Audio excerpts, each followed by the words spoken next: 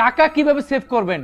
আপনি 35 থেকে 40,000 টাকা বেতন যদি চাকরি করেন, সেভ করার টাকা আমি এক করে আমার টেকনিক অ্যাপ্লাই করে আপনাকে দেখাচ্ছি কি টেকনিক অ্যাপ্লাই করি।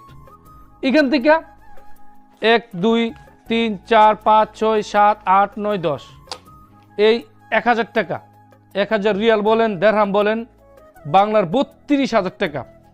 এখান থেকে 100 টাকা 200, এই 200 টাকা রেখে দিলেন আপনার বউর জন্য, আপনার বউকে খরচ দিবেন 200 টাকা, বাংলার 7,000 টাকা।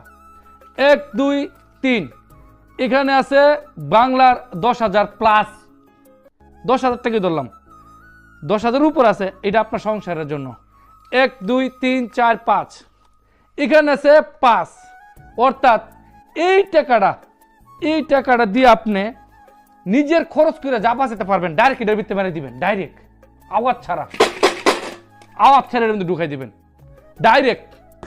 আচ্ছা, এরকম ভাবে আপনি এইটা এর পরের মাসে, মনে করেন এই মাসের টাকা শেষ, 1 মাস শেষ, এর পরের মাসে কি করবেন? 1 2 3 পরিবারে দিবেন, বউর 100 দিবেন, বউর কইবেন চিপাদা চলো, বাকি টাকা ডুহাই দিবেন, 100 টাকা নিজের রাখবেন, 100 নিজের। 1 2 3 4 5 500 ডাইরেক্ট ঢুকাই দিবেন, খেতা বালিশ ডাইরেক্ট।